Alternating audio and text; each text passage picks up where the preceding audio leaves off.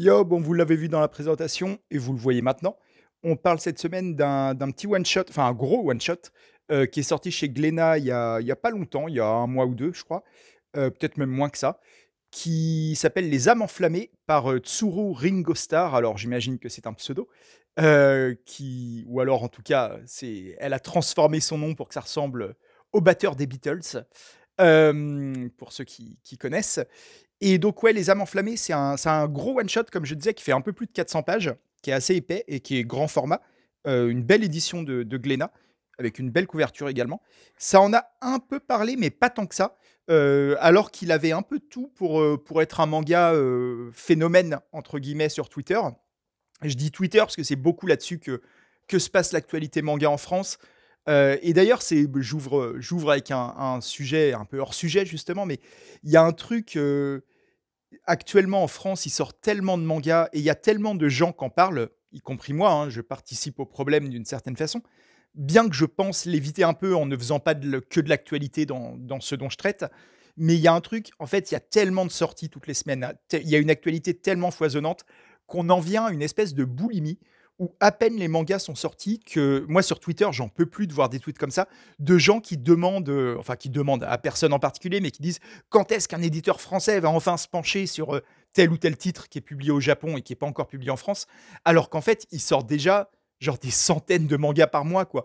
Il y a un truc de, on n'en a jamais assez, et je trouve ça assez ouf, et ça crée un phénomène où en fait, ça laisse très peu de temps à des titres un peu plus confidentiels, qui sont pas forcément les grosses séries en cours, pour se développer, quoi. C'est à peine la semaine est passée que on est déjà à la semaine suivante et il faut déjà voir les nouveautés de la semaine. Ça ne s'arrête jamais. Il y avait eu le même, enfin il y a toujours le même système dans le rap notamment, où il y avait une espèce de suractualité où ça ne s'arrêtait pas. Toutes les semaines, il y avait un nouveau rappeur qui était absolument la sensation à écouter cette semaine. Et si tu ne l'écoutais pas, tu étais complètement à la ramasse. Et la semaine d'après, il était has-been.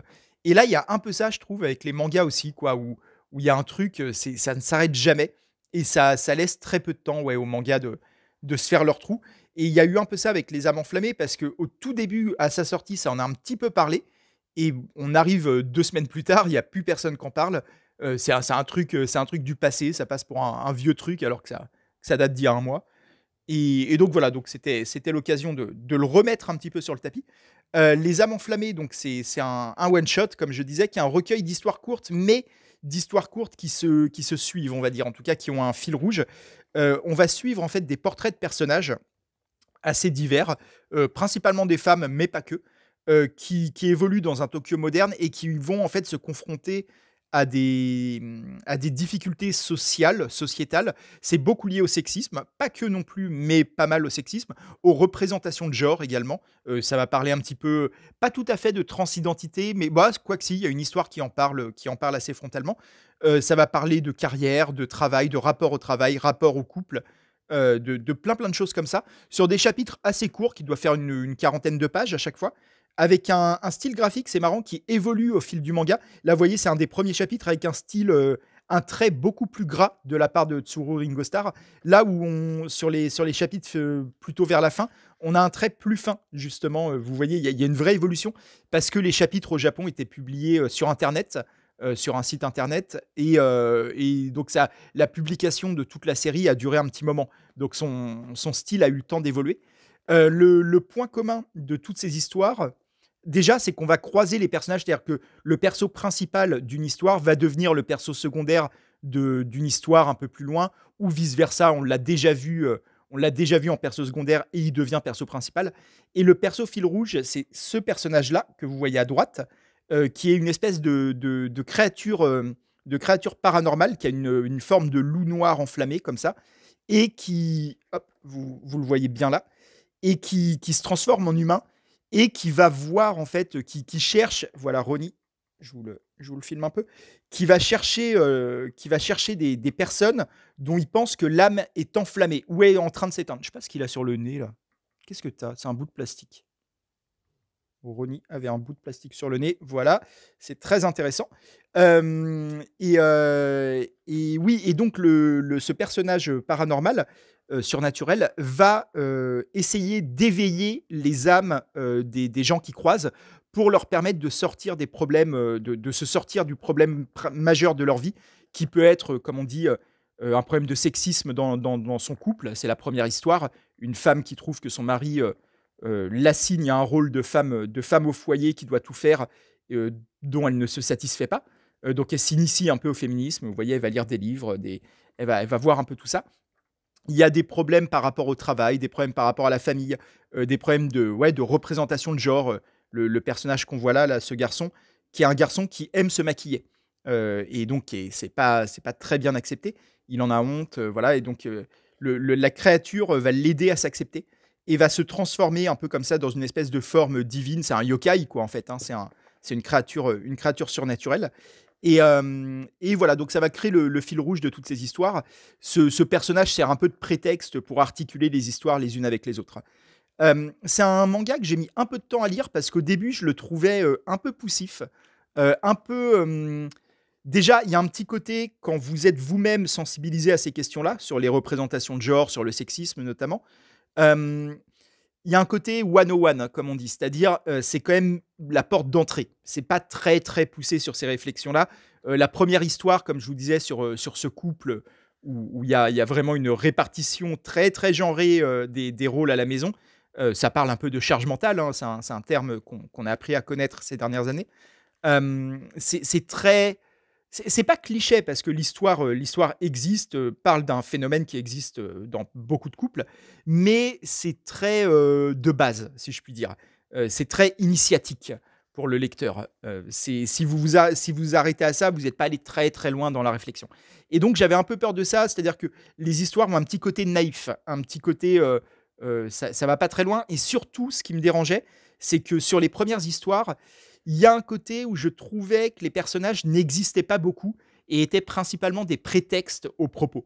Et c'est un truc, je sais qu'on en a parlé il y a pas longtemps, je ne sais plus trop dans quelle vidéo, mais c'est un truc dont je suis toujours méfiant sur les histoires comme ça, qui ont une forte teneur, qui ont un fort propos social, sociétal, économique, peu importe. Euh, c'est qu'on en oublie un peu qu'il faut aussi raconter une histoire. Et ça devient un peu des pamphlets pour développer un propos qui est idéologique et qui a tout à fait le droit d'être développé. Mais je trouve que c'est un peu dommage quand on sacrifie les personnages, on sacrifie l'histoire. Et au début, il y a un peu cet effet-là dans Les Âmes enflammées. Les personnages sont un peu creux en réalité et n'existent que via le propos que Tsuru Ringo Starr veut développer dans son manga. Ça s'atténue petit à petit. Au fil de la lecture, les personnages deviennent de plus en plus riches. Certains des personnages du début, d'ailleurs, vu qu'on les revoit, comme je vous disais, dans certaines histoires, on va les revoir.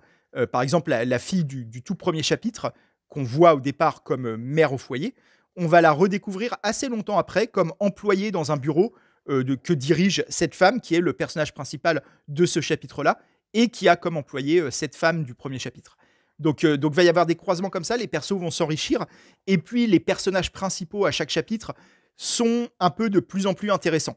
Les persos de la fin, en fait, le manga devient de mieux en mieux au fur et à mesure de la lecture, ce qui est plutôt un truc cool, mais il faut peut-être s'accrocher sur les premiers chapitres. C'est un petit peu, au début, c'est un peu en surface, je trouve. Donc, il faut aller un peu plus loin. Et au final, ça en fait un très bon manga, un très bon one-shot qui est assez cool justement dans tout l'aspect social dont je parlais, qu'on commence à voir au Japon. Hein. On peut penser à des mangaka, une mangaka par exemple dont j'ai beaucoup parlé et dont je vais continuer à parler, qui est là, qui est Akane Torikai, qui est une mangaka vraiment que j'adore, et Saturn Return, sa série en cours, on en fera une vidéo forcément quand ce sera terminé, qui elle pour le coup parle de féminisme et de la place des femmes avec beaucoup plus de véhémence. Elle va beaucoup plus loin que Les Âmes enflammées. Mais justement, Les Âmes enflammées a un côté un peu initiatique, comme je disais, qui finalement a un rôle aussi. C'est-à-dire que c'est peut-être pas le meilleur manga pour les militants féministes et tout, parce que les militantes vont déjà connaître ce qu'il y a dans ce manga-là. Mais pour les gens qui sont pas forcément ultra sensibilisés à ces questions-là, qui se questionnent dessus, mais qui sont pas militants eux-mêmes, ça peut être intéressant. Ça peut être justement une porte d'entrée vraiment chouette. Et puis le manga devient touchant. Au début, je trouvais qu'il patinait un peu, moi, il n'arrivait pas à me toucher. J'étais d'accord avec le propos, je suis évidemment très en résonance avec ces propos-là, mais je n'étais pas touché en tant que lecteur, quoi. Je restais juste à me dire, ouais, bah, c'est un propos sympa, mais l'histoire ne l'est pas tant que ça. Et au fur et à mesure, j'ai été pris par l'émotion. Et sur les derniers chapitres, j'avais un peu pas les larmes, mais j'avais les yeux qui piquaient quoi, sur certains derniers chapitres. Et notamment celui-là qui parle aussi du troisième âge, qui est un chapitre intéressant sur la vie amoureuse quand on a 60 ans. C'est un très beau chapitre également. C'est deux chapitres. Souvent, les histoires, je dis ça, c'est un chapitre. En fait, souvent, ils durent deux chapitres en réalité. On a une petite dizaine d'histoires, je dirais, en tout, donc de personnages principaux. C'est très chouette, c'est vraiment très très chouette.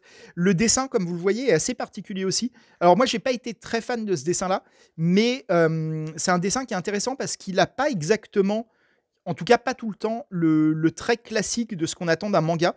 Il ressemble presque, vous voyez, sur des pages comme ça ressemble presque à de la BD plutôt franco-belge, qu'on on peut en tout cas voir ça chez des auteurs français, ce trait-là. C'est pas caractéristique du manga, je trouve. Il y a certains personnages qui le sont un peu plus que d'autres, mais sur certains chapitres, c'est notamment les chapitres de début, comme je disais, on pourrait imaginer ne pas être du manga en fait, être de la BD. Vous voyez là, on a un trait, cette case, elle pourrait être dans une BD française, quoi, en fait. Une BD moderne, il y a ce trait-là qu'on peut retrouver dans toute l'école un peu de Requin-Marteau et tout ça, quoi. L'école un peu Bastien Vivès, j'essaye de pas dire son nom, mais bon, ça ressemble un peu à du Bastien Vivès. Donc il y a cette influence-là qui est assez intéressante au niveau du dessin, qui m'a un peu fait penser d'ailleurs à un autre manga one-shot qui lui avait réussi à s'imposer au-delà d'une semaine, dont ça a pas mal parlé, qui est My Broken Mariko, qui est un manga dont on n'avait pas parlé, mais que j'avais plutôt bien aimé, et qui, pareil, avait un dessin qui n'était pas exactement le dessin classique du manga. Alors, ça reste du dessin. On peut voir quand même l'influence japonaise. Hein, c'est pas complètement hors de toute influence manga. Mais il y avait d'autres influences dans My Broken Mariko en termes de dessin, de représentation graphique, notamment du mouvement. J'essaye de vous trouver des cases. Vous voyez, il y a des cases comme ça qu'on peut voir aussi dans d'autres types de BD qui ne sont pas purement japonaises. Donc ça m'aime bien. Pardon. Ça m'y a fait un petit peu penser. Les âmes enflammées et My Broken Mariko, c'est pas exactement le même propos, même si My Broken Mariko parle aussi de la place des femmes au Japon, hein, de Waka Hirako. Je cite l'autrice quand même.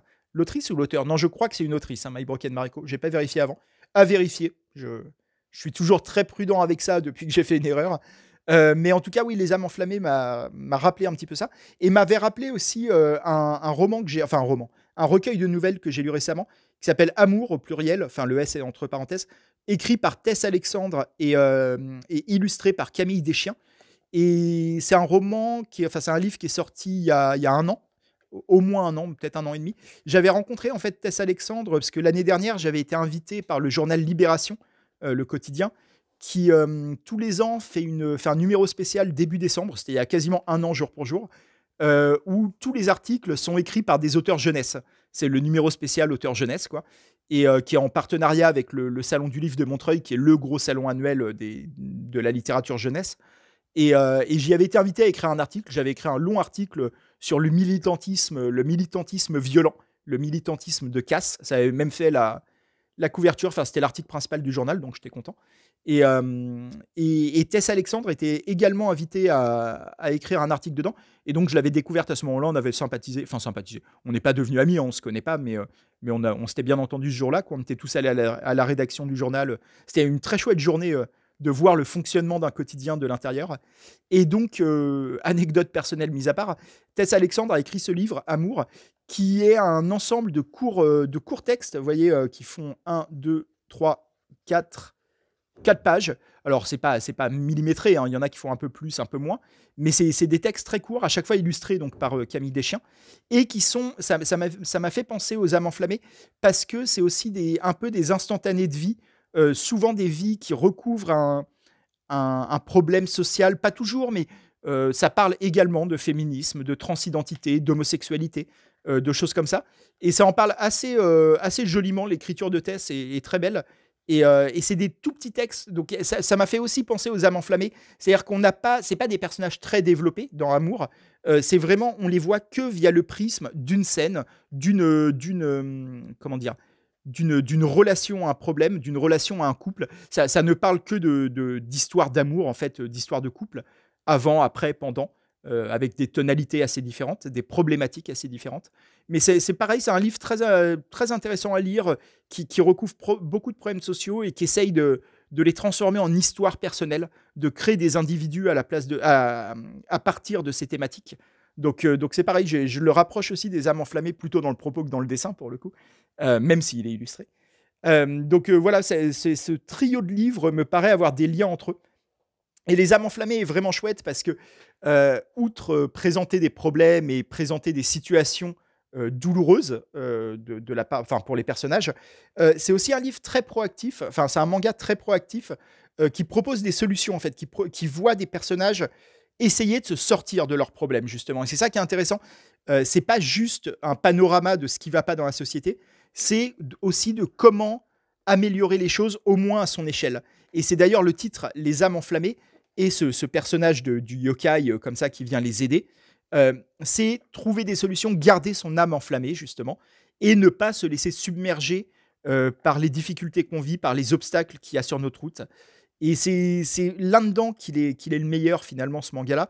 C'est dans ce côté finalement d'espoir, de donner des solutions, donner des armes aux lecteurs qui pourront se reconnaître dans l'une ou l'autre des situations, et de se dire qu'il y a des choses à faire, que oui, la société peut être difficile, les situations personnelles peuvent être difficiles, qu'on ne part pas tous à armes égales, que ce soit professionnellement. La différence entre femmes et hommes dans une entreprise, c'est très développé dans ce chapitre-là, notamment, dans le couple, par rapport à l'âge aussi. On n'est pas tous aux mêmes étapes de nos vies.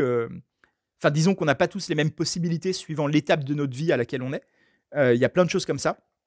Mais ça donne aussi comment améliorer les choses. Et c'est pour ça que ce manga m'a paru vraiment chouette et me paraît être une lecture très, je dirais pas importante, mais en tout cas qui peut peut-être parler à des gens, aider des gens, qui sait. C'est toujours un peu prétentieux de dire qu'un livre peut aider des gens, mais en tout cas, je trouve que Les âmes enflammées peut donner de l'espoir à certains lecteurs qui peuvent se reconnaître dans l'un ou l'autre des personnages.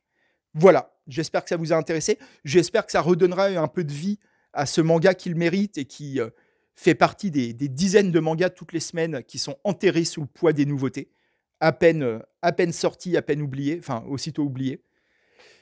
C'est Twitter, c'est l'actualité. Je pense qu'il faut, nous, à notre échelle de lecteurs de manga ou de critiques de manga, dans mon cas, essayer de lutter un petit peu contre ça, contre cette culture de l'instantané, cette culture de l'ultra-actualité, où un manga n'est même pas sorti, qu'on s'en est déjà lassé.